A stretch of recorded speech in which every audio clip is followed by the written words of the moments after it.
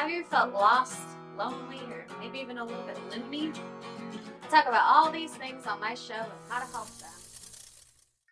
Hi, everyone. Good afternoon. This is your host, Carmynn Bradley of the show Mental Melodies. Welcome back. I apologize for ghosting you all last week because I had posted that the episode was going to air on Wednesday, and then on Wednesday I was in this like a deep sense of fatigue and I didn't say anything to anybody, and I was reflecting on that today and just like, I don't know, thinking of times where I was kind of like a ghosty type human being, and that has been it's kind of derails from some of the topics that we've been talking about, but it's still on topic of the show, so I felt like it was relevant to start that way. I have been talking to a lot of people about winter and about how we often like are dragging ourselves through winter, and it's this very unnatural thing where like if you go back to, before we were evolved and we had all this awareness and we had all this technology, like we were forced to rest in the winter, we prepared for the winter, and there's all these stories that you hear when you're a kid, especially going to Sunday school, about stocking up on rice and drying your meat so that you can like sit back and drink ale and do all that with your family for like months at a time. And we do not do that. We push through the winter, and I feel like I am just like crawling to get to the end of it. And I've been trying to not be that way and to live authentically also through like the seasons and through what my body needs. And a lot of this comes from my background in yoga. Like I believe in Ayurvedic science, which is basically rooted in seasons. I think we're most healthy when we shift with the seasons, which includes our diet and includes like our rest patterns and all of those things. And so obviously last week I was depressed. It was more than just my body being tired, but I took advantage of that and just kind of like took a break. And I slept for a good long time. And because the reality of it is that like right after my dog died, which I've shared with you, I was super busy and I was working a lot and I was just picking up a lot of shifts. And so I've been talking about in the last couple weeks how I was trying to be like honestly grieving and facing it as it came, but at the same time like balancing my responsibilities. And so that can be really challenging for me. And I get real like, there's like a real strong toddler in me that comes out a lot. Like when I'm tired, I just want to cry and be held and like just take a nap. And I've more and more and more started to resent the fact that I have to push through when I'm tired. I would love to like wake up in the morning and just listen to my body and let it tell me what to do. And I mentioned this a couple weeks ago where I was telling you about my like ideal day where I would wake up and I would do yoga and I would stretch and I would go to the gym and I would have like a good 4 hours to do all of these things. And I just more and more and more over the last couple weeks have just been really realizing like how short life is. Like we're at the end of January. Where did it go? And the fact that we only have to do that 12 more times just makes me feel like this year is just to me, it just feels like it's already over. And I know there's so much life that's going to happen. And again, I need to like open myself up to more opportunities. And I need to, I think, plan a little bit less so that I'm more open to opportunities so that I can feel a little less of this feeling that life is just kind of like taking me under, like I want to feel in control. And again, just brings me back to this theme of duality that I've been talking about since the beginning, where it's like the ideal life has to be a balance of both. Like you have to feel in control of your life. You want autonomy. Autonomy is one of my buzzwords. Like one day I want to be the queen of autonomy. Brene Brown, she took vulnerability, so I can't have that. And who's Jacqueline Novak? She's this genius comedian artist. I've been studying her stuff the last couple weeks in lieu of like going out and doing comedy again on my own.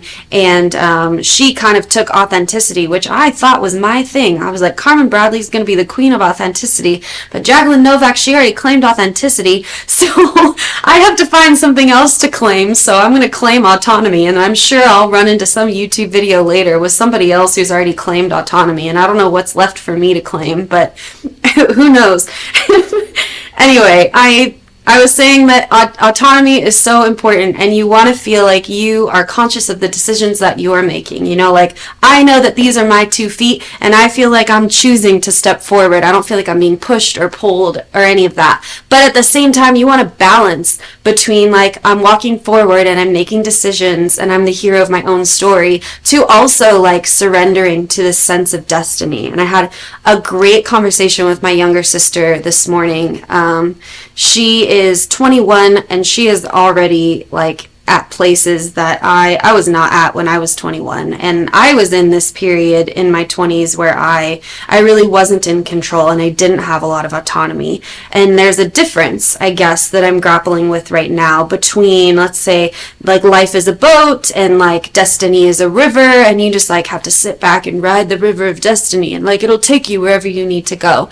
And that's a nice image, but obviously that's not the reality. Like, sometimes you, even in every attempt to completely surrender and let go, let God, let the universe, whatever it is that you believe, you still have so many things that you have to get done, especially just within the confines of this society. Like, my younger sister that I mentioned that I was talking to, she used to be really anti, like, getting a job and making money and all these things that you have to do. And as an older sister, especially when she was like 17, 18, I was like, no, like, you need to go to college and you need to do all these practical things, and look at all the great things that I've done. And now I feel like I finally realized what she was talking about, that all of these constructs that we have on our planet and in our country, they make the world go round, but they're not, like, natural things. Like, taxes are not natural.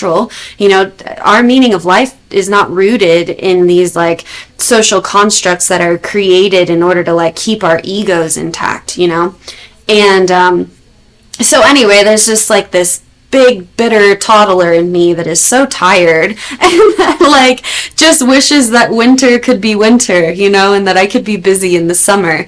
So I've been balancing that and trying to find, like, trying to find the space to be honest with myself when I need a break and all of that. So anyway, that's what last week was about, and why I didn't tell anybody on Wednesday when I changed my mind and said I just need a break this week. And what I was reminded of is this, like, toxic habit that I did have, especially back in my 20s, which is this whole decade that I've mentioned a lot on the show, where I was really mentally ill in my 20s, and really even, like, starting from 17, like, starting from when I went into foster care, and even prior to that. There's a lot of eating disorder stuff from when I was even, like, gosh, I remember this memory. I was in first grade, and I was sitting down on, like, a bench at lunch, and I was judging, like, the width of my thighs.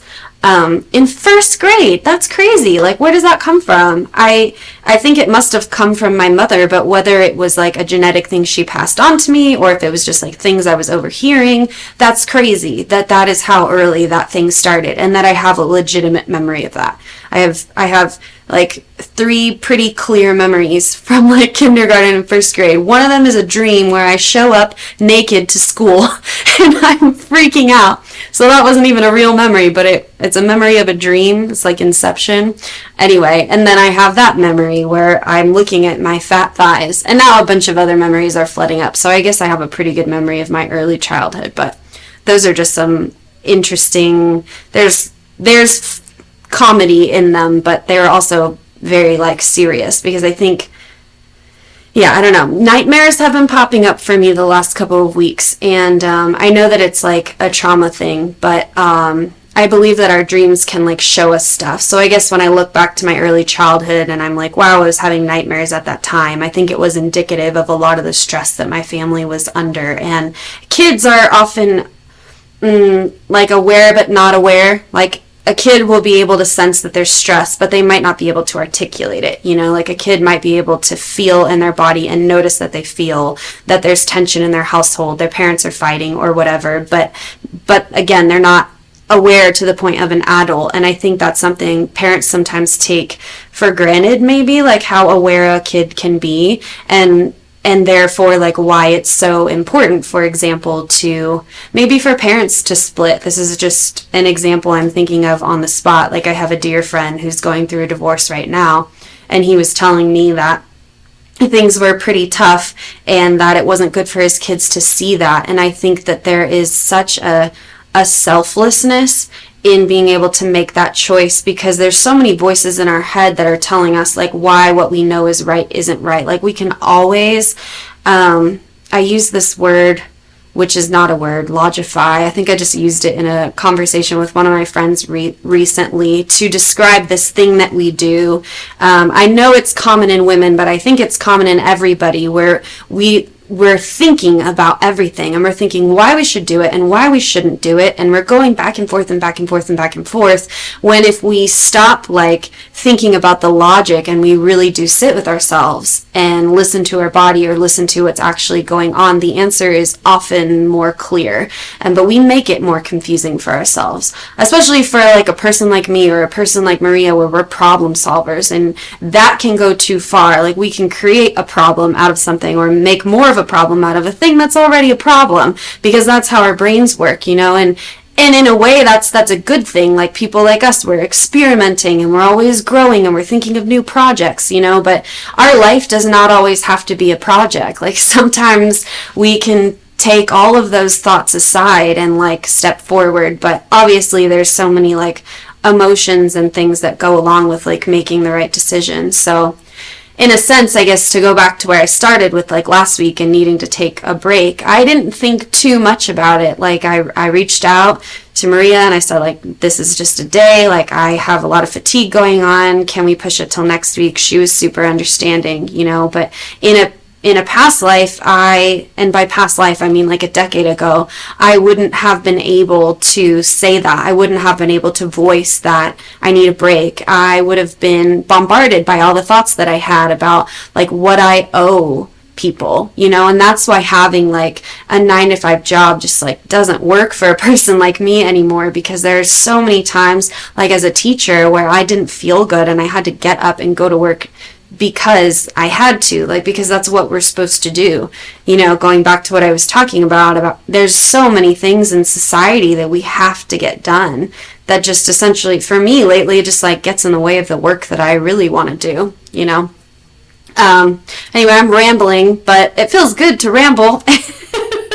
And I just appreciate you all being here, and it feels good to be back. I was a little bit like feeling kind of a resistance in me today, but I knew that I was like ready to get back at this and ready to be in front of an audience again. So I appreciate it. I've been doing a lot of work, a lot of self-study, a lot of preparation for comedy, a lot of stuff for acting, and it's been just really, really fun and really interesting. But again, it's good to be back here and just sharing all these things. I'd like to take a break in about a minute, but I just want to tell you I'm going to revisit what I had been talking about. I just wanted to take this time to visit with what's been happening in the last couple weeks, and be me just like rambling being silly. It feels good to have that space, but I've been talking about in past episodes healing, and specifically I remember like the last episode I was with you all, I was talking about chakras, and I kind of ended with the first and second chakra. So I'm going to pick up with all of that when we get back from the break.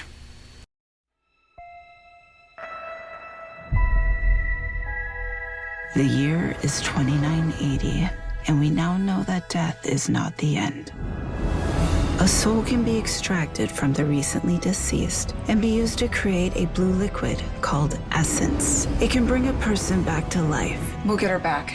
I hope so. It's an expensive process used by the rich and powerful. The rest, they do what they can to survive. Stay right there. You told me you're hiding from some dangerous people. Let's knock on the door. I spent the last year searching for the Deep Star, a bounty so big that the entire galaxy could be yours. People have been looking for the Deep Star for years. They can't be found. It's because they can't find the distress beacon. I know where it is. If we find the Deep Star, we could get enough credits to bring Mom back. Blast off. Guys, we have company. You can run, but you cannot hide. Prepare for impact.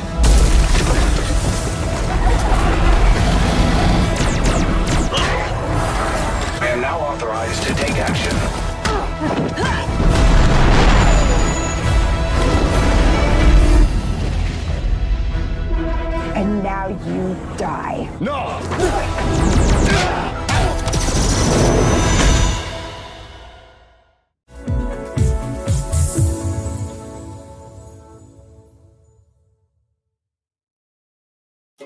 Ready to buy a home? Whether you want to move out of your parents' home for the first time, own a home after renting for years, or buy a place with a spouse or partner, purchasing your first home is a big step. Finding the right home for you and your family has never been easier. New American Funding can help you determine how much house you qualify for, what your payments may be, and get you pre-approved, which will help you put in a stronger offer when you do find your new home. Before you start the home buying process, it's important to consider everything that you want in a home and what that means to you. There are several things you should consider when buying a home. The neighborhood. Location, location, location. School district. Review what school district the house is in. Even if you don't have kids, having a home in a desirable school district will pay off when it comes time to sell your home in the future. Commute times. Check the routes to work, school, grocery stores, and more to see how busy they are and how much time these routes will take. Crime rate. Before you get too involved in the home buying process, check out the crime rates for the neighborhoods you are interested in. Our complete property profile report can give you property ownership, historical tax and mortgage data, neighborhood and school data, local market conditions, and more. Find the right home for you and your family with your complimentary property profile from New American Funding. To get pre-approved or to get your complimentary property profile, contact us today.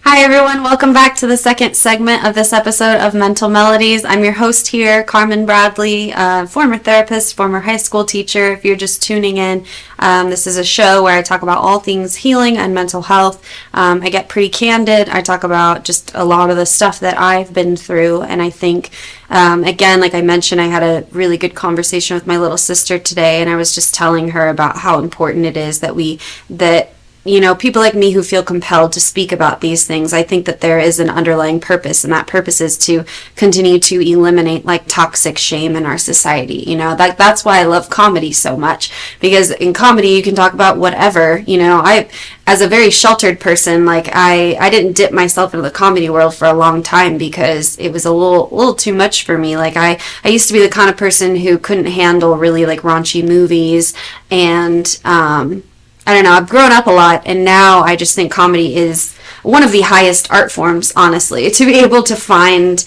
the catharsis in a lot of the stuff that you've gone through personally or things that you relate to, and giving people an opportunity to laugh, like especially like a big like chest or belly laugh, that kind of thing is catharsis, and that, performance and healing dates back to like, you think of Greek tragedies, if you learned about that in school, like the whole purpose of having artists is so that they can go out in front of people and allow an entire crowd to feel what they're feeling so that you can heal, right? Because feeling is healing. And that sums up a lot of what I've said over the past few months. Feeling is healing, not pushing down your feelings, allowing them to come up, giving yourself space to face it when it happens. Healing from trauma is about pulling up feelings that you were not able to feel, especially, early childhood. I talk about, having early childhood trauma and a lot of the tumultuousness of my early childhood, and that being the root cause for a lot of the mental health issues that like kind of started in my 20s. And it's such an interesting, I apologize, I said I was going to talk about chakras. I'm sure I'll get there, but sometimes I just have to lean into the moment. And anyway, I being mentally ill was weird for me. Obviously, it's not like anybody's like, man, I really want to be depressed or whatever. That wasn't like my plan going into college. But I say that it was weird for me because I was a very I've mentioned this before, like a happy person in high school, and I was always a go-getter, and I did my homework by myself. I shared this once before. I didn't have to be told to do my homework. I always figured things out. I was one of those very like highly intelligent kids, I got lucky that my intelligence fit with the way society views intelligence and with the school system and all of that. I love books. I love reading. I love learning, like all of those things. My creativity got squashed because I was also a slightly autistic girl with childhood trauma, a stepdad coming into my life who wasn't great, and so I became this like people pleaser, and school became about grades, and I really ate that up. I ate up I want straight A's, I ended up with a 4.5, like valedictorian, all of these things. That was all great for me, and that was my story, but I had instances where I was this person that I am now, where I am authentic and I have a voice and I say shit even if people don't want to hear it. And so I have this like balance of being this like nice, very blossomy, like bubbles type personality. I talked about this, the Powerpuff Girls. I'm using this to conceptualize my identity because I'm becoming a buttercup because I have to be. Because the world is a place that needs people who will just say things and not be afraid of like what it will do to their reputation. Like that, it's okay that you all don't see me as the sweetest person in the world all the time, because it's important to air grievances or, to talk about anything and everything and the truth and all of that, Maybe I'll be the poster board girl for truth. Maybe somebody hasn't taken that yet. But I was saying that it was weird for me that I became mentally ill because I was a power through kind of girl, In high school, I powered through. And I did have a lot of signs of like pretty intense like ADHD. It wasn't that like things came pretty easy to me, but I also had these weird, like I would stay up later than my whole family, and I would like be awake for a few hours and study and then sleep and then be awake, and then I was never like fully rested, and every once in a while I would crash. Like, that's also kind of like bipolar tendencies, which if you were listening to the episode I brought my uncle on, he was talking about how you can see that in a young kid. There were all these signs of like mental illnesses back then, but that didn't really matter because for me, I didn't identify as somebody who's mentally ill. I identified as somebody who made it work. This is so interesting because I was just talking to my roommate about this yesterday, where he said something about like, you just made that work, and I was like, I think that's my middle name, and as a joke, it is something that I realized that I identify as, going back to what I was saying about being like a problem solver. I always made things work. I wanted straight A's, I got them. Like I wanted to finish my project, I got it done, even if I didn't have to sleep. I wanted to be the fastest swimmer on the team, so I practiced. Like I did everything that I needed to do to make things work, and I think I still am that way. But again, it wasn't until like looking back, and even now, there's a lot of things I didn't even realize until now about mental illness, like as a kid. Mostly then it was just me like dealing, and that's what kids do. They have to, they adapt. People are always saying kids are so resilient, and it's a lot of times it's ways for grown-ups or parents to like push aside, I think, the responsibility they have to make it so that kids don't have to do that. Like, yes, we do survive. Yes, we do adapt. Yes, we can experience intense trauma as a kid and come out okay or whatever, or eventually not be okay and then heal from that. Like, humans are amazing, but I believe the purpose of evolution is so that we can get away from that. Like, I think that the goal of evolution, like, excuse me for pretending I'm Darwin here, but the goal of evolution, I believe, is to get to peace, is to get to a space where all humans can feel peace, where there's more love and light and all of that. Like, if that's not the purpose of evolution, then I don't know what it is. Somebody comment and tell me what they think their theory is. But for me, I think that that's where we need to be going. We need to evolve so that we have more kindness and awareness and, again, peace, so that we can, get to a point where we are sifting through the seasons naturally. Like, all humans want is for their lives to be easier on them. Like, that's all that we're doing, is we're either coping with it because it isn't easy, or we're finding a way to make it easier, hence technology. Technology is here to like make life easier for us, And so, back to my point about kids, like being resilient, is that, kids, I think that they shouldn't have to be. And there's this, people talk about snowflakes and, like bagging on gentle parenting because life shouldn't be easy for these kids, because life wasn't easy for me. But like, let it go. You were born then, they were born now, they're kids. Like, if life can be easy for kids, why not make it easy for kids? I don't know, I'm overgeneralizing, but this is me just like, you know, kind of processing my like mental health journey, and just seeing how far back it went, you know, and there's that whole argument I've talked about, you know, biology versus our environment. And obviously there was a lot of trauma in my childhood, and then there was the biology of me being this like super neurodivergent, like highly intelligent kid, and then you push those two together and it was like this creature. Just kidding. Anyway, so what I was saying is that, like, as somebody who didn't identify with any of those mental illnesses I may have had as a kid, I just identified as somebody who was like I'm smart, like I'm a good kid, I listen to my teachers, I do all these sports, like I'm grateful for my able body because I can do all these things. And then when that kind of went by the wayside in college, I was shocked. Like, my lupus diagnosis in 2013 was a shock to me, because I was like, that's not who I am. I'm somebody who can push through. Like, if I'm not feeling good, I just push through. I remember one time I had this like really bad flu and I was vomiting a lot. And I did that for a couple hours, and then I got up and I went to swim practice. And I was swimming and burning off like 3,000, 4,000 calories and doing like butterfly and all of that stuff. That's who I was. And so my identity had to shift when illness became something I had to face. When it was like, you can't ignore this anymore, you know. And I got really sick in college. And the eating disorder stuff I've mentioned a lot, because it's been a huge struggle for me.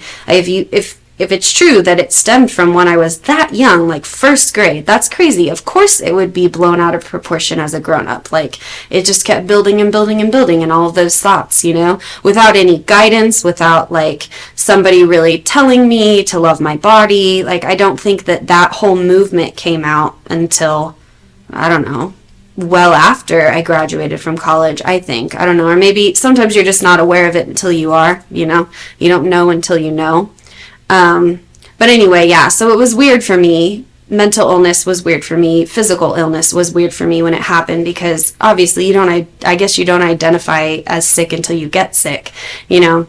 Anyway, I honestly have no idea where I was going with that, but I guess I'll shift then to talk about just like healing and the chakras. And because when I did get sick, and I've said this before, I was given this opportunity to shift that identity, right? And it's not that I wanted to become somebody who was like, now I'm sick, this is my badge of honor, like, you know, that's not what I wanted, but I had to lean into that for a bit in order to find healing.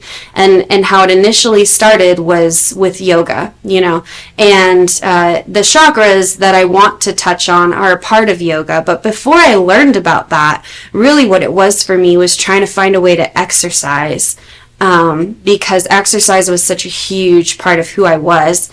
And it was a part of that eating disorder too. Like, I was doing it too much, and so I had to find a way to move my body in a way that was healthy, because when I was diagnosed with lupus, I was like coaching cheer, I was a resident advisor, I was a peer advisor, I was taking like 21 units, I was just about to start my pathway to become a teacher, so I was going off campus to do teaching stuff and taking those classes. I was trying to minor in Spanish and also major in literature. I had a million things going on, and that's who I was that's like who I've always been, or whatever. But again, I had to take a step back from that, and I had to quit jobs. Oh my gosh, it was terrible. And this is going back to like how I started this episode, you know, whereas like last week was such a success for me because I had this obligation, and I feel like I have viewers who are listening and benefiting from this. And like, it's not that I feel that I owe anything to you all. I really don't. This is something that I have been manifesting for a really long time. I feel grateful to do it. I feel like it's an opportunity. I don't feel like I owe you anything, but I'm grateful that you're here, and I'm grateful that you benefit from it. And so maybe that's part of the reason, like, I had to be in this mindset that I'm at now to be able to say like it's okay to take a break for 1 week, you know. But when that opportunity to take a break first presented itself, I was forced into it. because I wasn't going to quit my one job so that I could focus on another. I was going to make it all work, sacrificing usually sleep and obviously health. My health before I was diagnosed with lupus, like I touch on that a little bit. I don't know if you all really know what that means, but like I was having migraines where I would like lose my vision for a bit, and then I'd be going to class and I was just having this like spinning headache migraine. I'm like losing my sight. All of my joints hurt, like everything hurt. I was having like terrible chest pain. Gosh, I was like barely 20 and I was going through all this crazy stuff that led to like all these emergency room visits, and a lot of it was probably again psychological, like, and I've talked about how when you have childhood trauma, again, it gets stored in your body and then it's going to pop up eventually, like things are going to poke it, and so all these things were being poked and I was unaware of it, and so I was just really, really sick. But again, what this did is it gave me an opportunity to revisit basically how I lived my life and to reconceptualize how many responsibilities I can have and what really mattered to me. But what I had to do is I had to really take a step back from like all of it, and that's not what I wanted to do. And I remember feeling kind of like bitter at the time because I had another friend who, she was actually diagnosed with lupus a little like right before I was, but she took a year off from school and just like went home and hung out with her family and like rested. And I at that time didn't have that opportunity, because I've shared with you that I was in foster care my senior year of high school. And so like summers in between college for me were always very unpredictable. I didn't know if I had a space at my mom's house or if I was going to go back to my foster family or this other family that was kind of like my pseudo foster family. And so I had a very very tumultuous like end of high school through college, like I don't really know where I'm going, like I'm floating through life kind of thing. And again, that goes back to what I was saying about like autonomy, that I really was like in the boat of life, but it wasn't in this beautiful surrendering kind of way. It was like I'm in a raging waters and I just have to hold on and like hope that I don't drown from this, and like life is just pulling me. And obviously, to some extent, I was making some of my own decisions. Like, I chose what college I went to. I wanted to go to Stanford, but I went to UCSD, which is still a pretty good school for an intellectual like me. And, I made all of those choices, but just a lot of the things were just, like, happening to me, and that leads to, like, victim mindset and all of that. But, anyway, so I was talking about like healing my relationship with my body, and I think all this backstory is very, very relevant to get there, because you have to. It's crazy. You really do have to, I think, sometimes like be tossed into it in order to learn those lessons. It's not like they handed me the paper that they did at the rheumatologist and I was like, oh, an illness, like. All I need to do is rethink the way I live my life. And like, it wasn't that easy. It was like years and years of trying to figure it out. So anyway, I'm going to take a break and then I will get back to all of this in just a couple of minutes. Hi, I'm Deacon T with Modern Word Ministries. It's great to be with you today. Just a short little promo for our show. Every Sunday morning we have service, and you can follow us at 10 a.m. Pacific time on modernwordministries.org. And if you missed us or you want to see some of our older messages, go ahead and check us out on socialmediashows.com every single morning at 9 a.m. It's a great way to kick off your day, get a little bit of the word in you, get something uplifting, get you started off on your way. If you're looking for prayer or you need some help, reach out to us. If you go to our website, again, that's modernwordministries.org, you can interact with me via telephone, via DM, text message, whatever you want. I'll get right back to you. So if you need prayer, you need help, you just need somebody to talk to, Modern Word Ministries is here for you. We are your church in the community. So until you see you next time, be blessed, everybody. Bye-bye.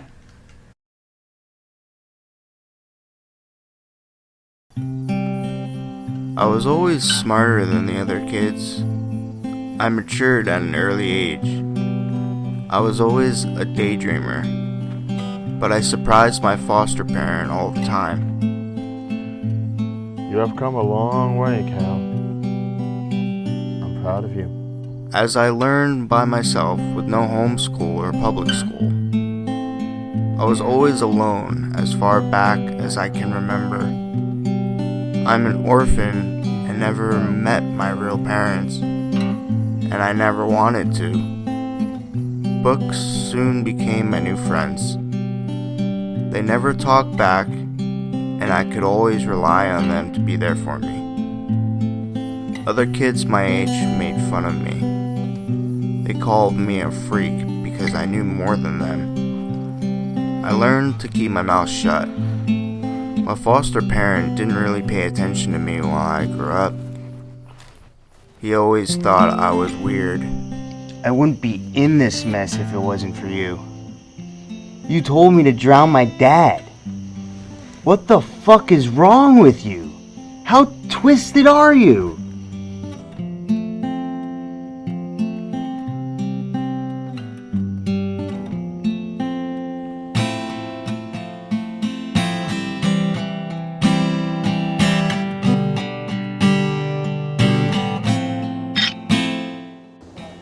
You just murdered your father. They'll start looking for him. They'll eventually see the boat rocking alone in the lake. Hey, you need any carports or anything? What the hell are you doing on my property? No, sorry, I was just leaving. Then get the hell off my property. I don't need you and you little shits fucking up my property. Hey, do I know you? No, I don't think so. Aren't you Crop's son? Yeah. How's he doing? He's okay. Is he still drinking?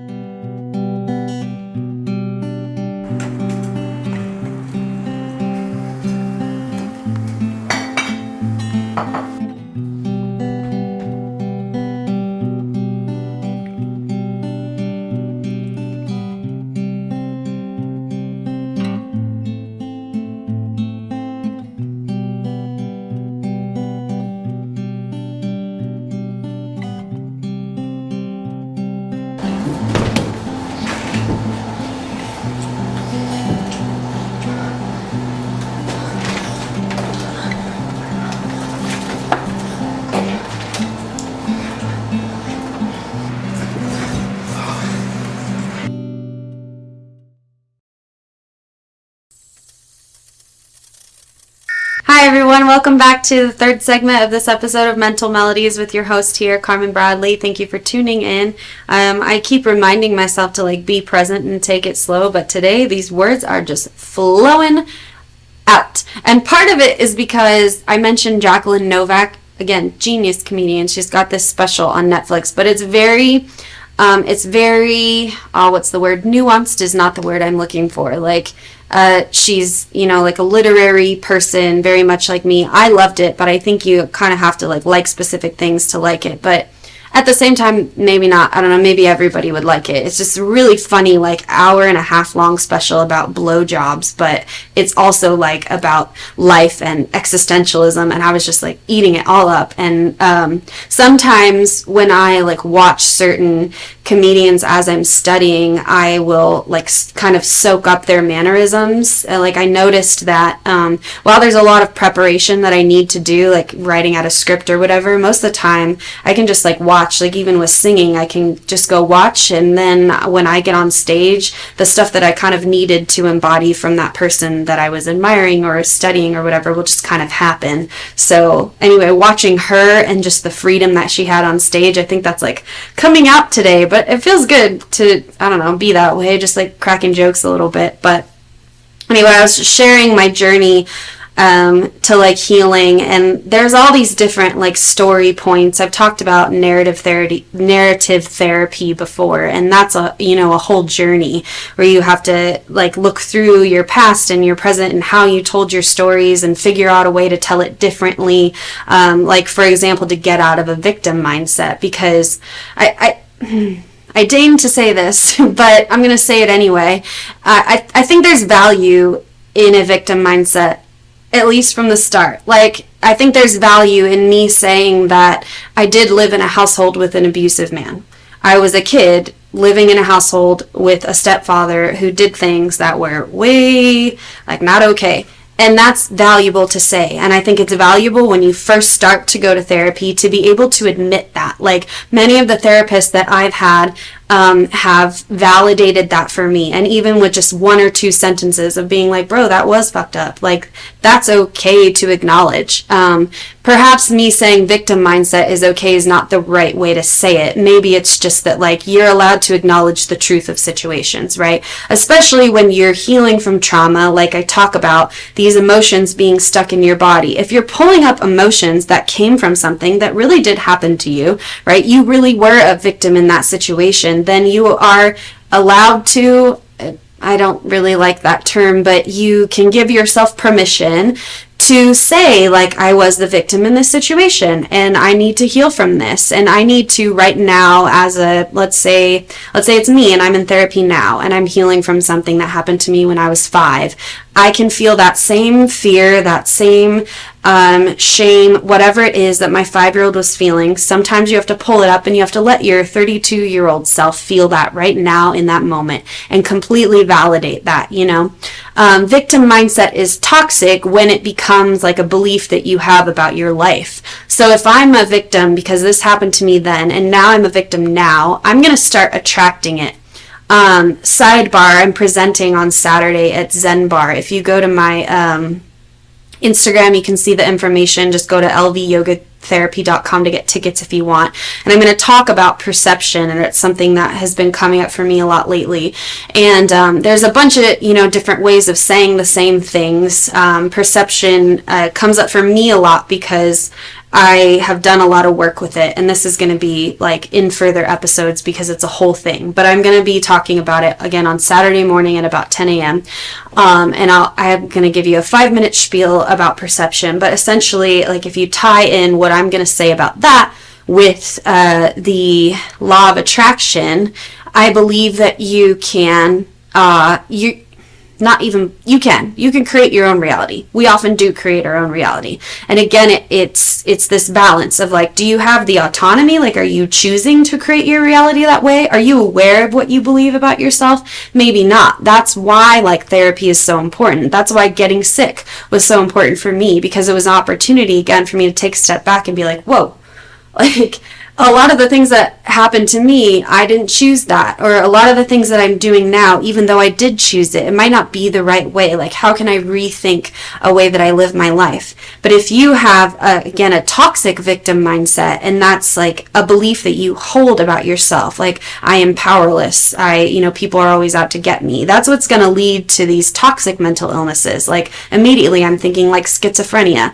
If you're in schizophrenia level mental illness and you're paranoid and you're constantly checking yourself, even PTSD is like that. Like, if you're like, oh, I'm jumping all the time, or like, I always feel like somebody's following me, that is a toxic thing. That's when the victim mindset is like, I talk about like quagmires and bogs. Like, I think of those emotions that you haven't dealt with as being kind of like that. They're like little scummy ponds inside of your body, and they get stuck places. Eventually you won't have any more room. And I genuinely believe that, like, that can even lead to being obese, because you have these like energies stuck in your body and you're not stretching and you're not mobile. Like, for me, I was, again, 19, 20, and I was having intense like knee pain to the point where I had a handicap sticker at one point. People were looking at me funny, but I was limping because I had energy like stuck in my joints. And part of that was from like being unhealthy, exercising too much. I was doing like backflips on basketball floors. I was working all these different jobs. So of course, like, my body itself was just taking a toll, but also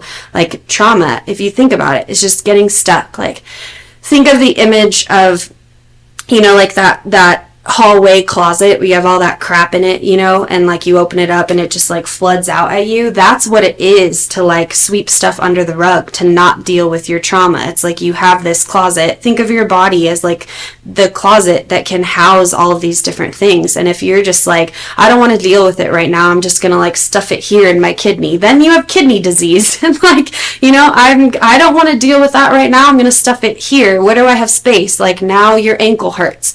And that sounds silly, and I'm saying it in a silly way on purpose to highlight the fact that, like, that's actually what happens. And that is actually what happened to me. I was diagnosed with lupus. I've said it a million times today, but what that came with was all these different like physical symptoms that were, again, things that could be healed psychologically. I didn't know that then. All I knew was that like I'm sick and this sucks and like I can't push through anymore. Like I can't work 5 million jobs and do all these things. Like what? That's a whole part of my identity. Like I thought I was a superhero, not a human. You know, we start like denying our weaknesses when we have to become, you know, the person that I had to be to like deal with trauma or survive. Because a lot of it was that, you know, like in high school for me, it was like, I have to make sure that I can survive outside of this. Like as soon as I get out of this household, like I'm never going to talk to this man again. And I'm going to figure it out. I'm going to find a way to figure it out, right? Carmynn, make it work, Bradley. And I did. But again, with having to make it work, with that thing I was talking about kids, you know, where they're resilient, like they do adjust because they have to, but that doesn't mean that they should have to. And that's where, gosh, I'm just like, oh my gosh, word vomiting today. But I'm thinking about how, you know, like it's nearly impossible. It was impossible for me during that period of time when I was a kid through high school to get the kind of therapy I needed. Because ultimately, like, I can't heal from being in a household with a man that terrifies me if I'm still in that household. That's just the truth of the matter. Like, the justice system didn't do me justice back then. Not to say that it would have been better if I had been in foster care earlier on. Probably not. Like, I'm grateful that I had time to live with my siblings, that I was there with my mom, even though I was upset with her that she didn't leave, all this stuff. Like, the fact of the matter is that we had, like, my stepdad was in and out. He was, you know, getting arrested multiple times. There was all this drama going on. And so I'm dealing with that, you know, and I'm going to school and I'm like, I'm fine. And I had my friends and I was completely extroverted back then. And again, I had really great grades. So when eventually the stuff that was happening in my household was too much for people to ignore, and like I had a black eye and my swim coach had to say something, it was like, well, it's too late now. Like, I'm a senior in high school. I now have all this trauma that has carried me on through being 5 years old. Like, what do I do with it now? And so that's where it's just, my heart just like breaks for these situations, you know, like you really can't do anything about it until you become an adult. And this was why I even thought about this when I was becoming a therapist. Like, that was one thing I felt so powerless to do as a teacher. Like, I immediately, when I became a teacher, I saw it in me. I saw what my, like, not true gift, because I was good at teaching literature too, but my true gift lied in giving these kids space to be themselves. That's who I was. I was the teacher that had like 30 kids in her room at lunch, and people were making friends that they wouldn't have made because they were in my room feeling safe.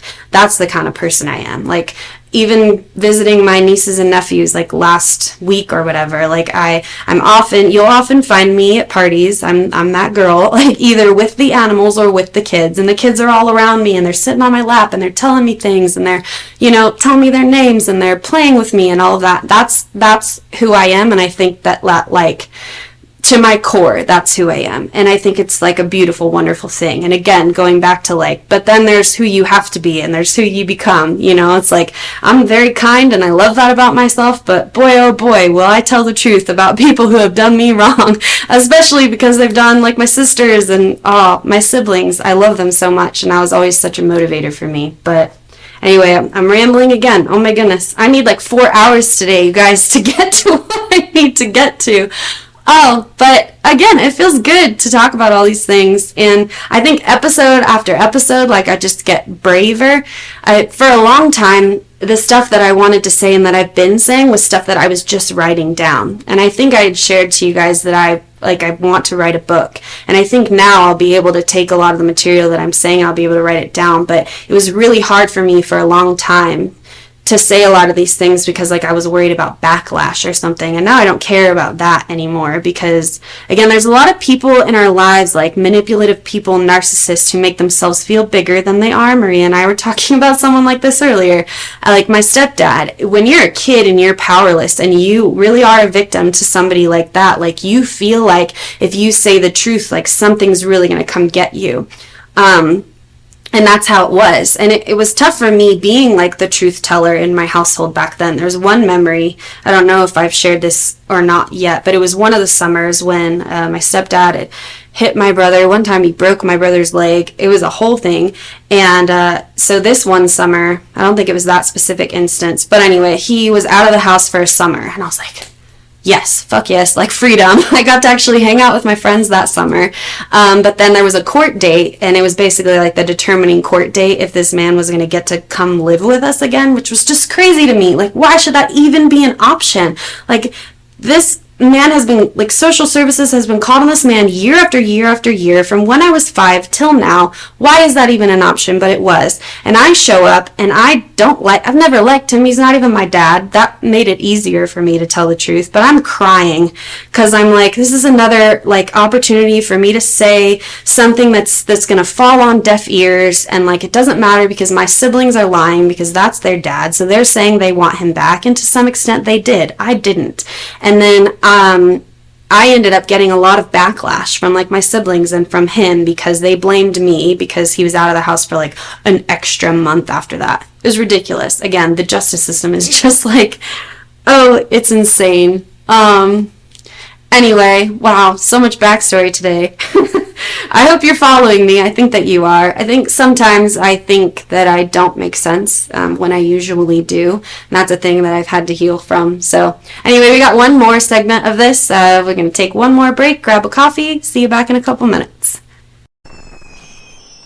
Traditional TV is going away. Hollywood is starting to fade. People are demanding real stories from real people. Our voices are now being heard in our own way. Podcasts, Facebook, Twitter, YouTube, and TikTok Live are becoming the norm. Internet TV has now reached the highest demand in human history. Social media shows is now the new media of the century.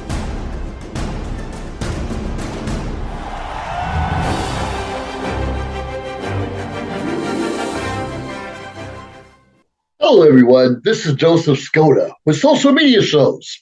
Well, I thank all of you for your support through these last several years, and it's been a lot of fun. We've given people a voice they never had before.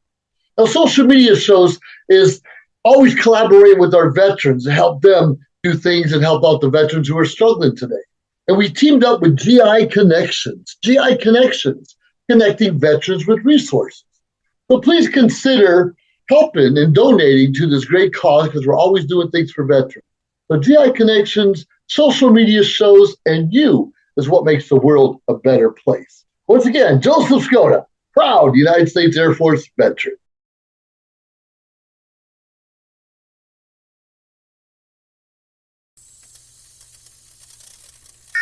Hi everyone, welcome back. This is our last segment of today's episode of Mental Melodies with your host Carmynn Bradley. I've been talking a lot of stuff about my life story. I started with this kind of like apology, even though Maria keeps saying don't apologize. But I do want to be better, you know, like I could have taken a second last Wednesday to be like, just kidding, it's going to be next week. And there was a thought that I had in the first segment that I didn't really dive into it because it felt like it would come up later, and here it is now. But there's this like thing that came up when I was like really depressed where I would just like flake on people, and I was thinking of examples of times when I've done that, even like recently, where I'll say something to somebody, like I'll throw out kind of a half commitment, and that's something I'm trying not to do, and I've been working on that for a while. I used to work on it a little more intensely, like it was a thing. When you first start to work on something, you have to kind of hold it in your mind for a long time, like if you're building a new habit, right? So if something I'm focusing on right now is like making sure that I'm making intentional commitments, I had to kind of hold that in my mind for a while. And every time I made a commitment, I had to think about that, you know? But I don't think about that as much anymore because I've kind of evolved, and I definitely do make more intentional commitments. But sometimes I still get swept up in, like, especially when things are booming, you know, like you have an audition here, and you have a podcast somebody wants you on there, and you have somebody inviting you to a comedy thing, and oftentimes I'll have like 5 invites on one day, and that's so overwhelming for me. Usually on those nights I just stay home and write music, because I'm like, this is a sign, because if I can't pick, then I just have to pick me, but I've made like offhand commitments. Like I'll say to Kenny Davidson sometimes, like, yeah, I'm going to bring my guitar to Don't Tell Mama on Saturday. Then I don't show up. And in my mind, I'm like, well, he probably didn't hear me anyway, which isn't true. And I need to stop doing that, where I downplay like my value in somebody's life or something, or that they like don't care if I show up. That's like a trauma thing that I have to deal with, like people are watching this show. And so again, like I said, it's not that I feel some obligation, like, oh, I'm here for my viewers. I'm not. I've mentioned that I'm here for myself. This is like a very selfish thing for me. I believe that it will help people. I believe that it's a purpose that I've had, but for the most part, like, I'm here because it's something that I've been creating for a long time, and Maria believes in me, and I love doing it, and it's therapeutic for me, and like, I need to talk, and like, I have this book I need to write, and this is the way that it's going to get written, and yeah, like, I'm healing. There's shame that I'm releasing by having this space. And so yeah, and it's been such an interesting like lesson learning to be selfish, and I think that again just like goes back to kind of this period that I've been like really resting with today, of like when I was diagnosed with lupus and like what that meant for me. Because again, what I was kind of talking about was having all these different jobs and feeling this just like deep sense of obligation, like I can't quit that and also this. And at that time, so interesting, oh my gosh, I love microcosms. I think I've talked about this a little bit, like there's always like bigger things that are the same as the little things, and so back then it was like I had all these plates that I was juggling, and I had to drop most of them. I was thinking like maybe I'll just drop one job and it'll help me get healthy. I ended up dropping all of them. Like I had plans I was going to pursue my teaching master's actually at UCSD still. What I did, because I got sick, is I kind of put that all on hold. I even quit. I was captain of the cheer team. Again, resident advisor, peer advisor, like all these different things. I was taking like 21 units. I no longer pursued my Spanish minor, which sucks for a girl like me who needs that like A, like I needed the A to show that I did the work. I needed the degree to show that I did the work. So it's like, well, now that I don't have the Spanish minor, like nobody's going to believe I even studied Spanish or went to Spain, but that's bullshit. That's not true. I'm in a space right now with music, where I'm like, do I need to go get another degree to show that I study music? But like, no, I know that I've learned how to be a learner. Jacqueline Kovac made a joke about that in her comedy special. Like, I'm a lifelong learner. And if you're somebody like me who's like been using the school system to get through life, what that means, because that's a break on your taxes. But anyway, at that time in college, I had to literally take a step back from everything, and I ended up moving up to Orange County with the intention of like living with my sister, which didn't work out because I thought that would help in like feeling sick and all of those things. But yeah, I had to start. That was when I started to learn that lesson of like, you can be honest with people, and most of the time they receive it well, but it's like that fear, and especially coming from the trauma background that I did, whereas like nothing was ever good enough in my household, and being the A+ student who could be good at any sport, whatever she tried, was never good enough. Like, there was not a lot of positive feedback from my stepfather. My mom always supported me, but she was drowning in her own crap, and so that's a whole other story for another day. But anyway, yeah, so I had to start to learn that lesson of like being able to say, like, I remember specifically reaching out to my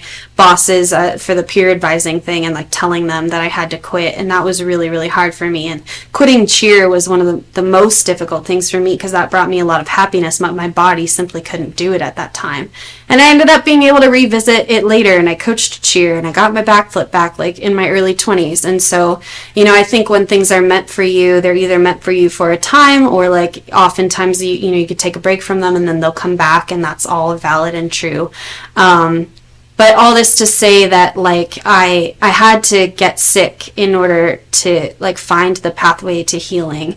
And I was saying that like what that kind of led me to was yoga. And I guess I'm pausing because I'm like, I don't know. that wasn't my initial thing. My initial thing, again, was just like taking a step back from things. And that was like really the lesson that I had to learn, was that like you don't have to do everything.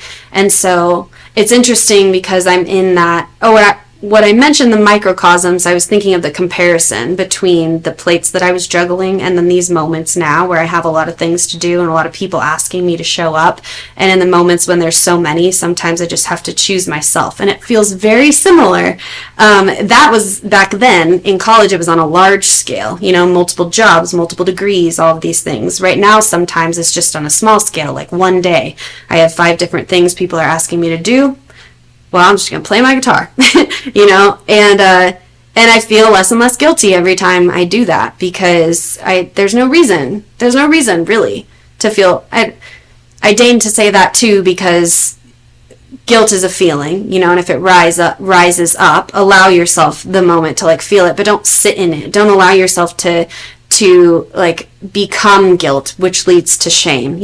I feel guilty because I can't show up for these people, therefore I'm a bad person, I'm a bad friend, or I'm a bad fellow musician, or whatever. Like those things simply aren't true. But it's taken me a long time to get to the point where I can like communicate, or where I can not sit in that guilt. And I think that stems kind of from what I was saying earlier about being kind of this like people-pleasing child. And I think that partially comes from like being a young girl, and then partially came from like, again, just like the household I was in, that my stepfather wasn't somebody that you could ever please, so it didn't really matter. And then I don't know, this sense of like perfectionism. I think I had a hyper independence when I was younger that partially is in me. Like that's partially who Carmynn is genetically, and I'm learning that over and over again. Like I was planning out comedy today, and I was thinking about talking about how like I wish I were the kind of person that wanted to be a passenger princess, but unfortunately I get nauseous when I'm not in control. So that's just not who I am. I want to learn to be able to lean on people, but at the same time there's value in acknowledging like who you are to your core. And again, just with that like biology versus environment argument, like I'm learning more and more what like really is me, who I am. And then I think, again, I've accepted this or talked about this before, like you can know who you are, but you can also change that. So even if to my core this is like who I am and I'm independent and blah blah blah blah blah, I can still adjust that. I believe even if something is deep-seated in you, like neurologically, like it's in your neural network or it's in your DNA, I believe you can shift that. And that's why I've talked about this before. Like I wish that I had scans of my brain from like when I was a kid to when I was in college to now, so I could show you like how these different things that I've done to heal have changed my body. Because obviously it's true, it's like in our world, things aren't true unless you've done the specific research and you have the statistics and you have all the equipment to do it and you have a PhD, and then it's like now you can prove that yoga is real. That's like a whole thing we talked about in the therapy world of like a lot of therapists are saying we know that yoga helps, but unfortunately we don't have an article from Harvard University that backs us up, so we have to keep telling people that medication is the way. And that's like bullshit, like I should be able to be a living testament to the fact that this stuff works, because I can tell you that when I was 20 to 25 I had joint pain, I needed a handicap permit, I had debilitating migraines. I went from being the valedictorian of my high school to like I can't remember a thing that I'm reading because cognitively I've declined. That was terrifying for me. Now I am cognitively smarter, sounds like such a silly word, more intelligent than I think I've ever been, and all of these things, like my knees don't hurt anymore, and all of that came from all of these healing modalities that I use. So do they work? Yes. And maybe that's what I'm a poster board girl for. I'm gonna find it one day, the one thing that is me. Who knows? Let me know if you have any ideas. I think that's it for today. I'll talk about chakras next week, I guess. Catch me again on Saturday at about, I think it's 10 a.m., but just find me on Instagram and you can see I'm presenting at the Zen Bar, and I'm going to talk just a little bit about perception. We'll see if I can keep it in 5 minutes. I'll see you all next week. Thank you everybody for tuning in.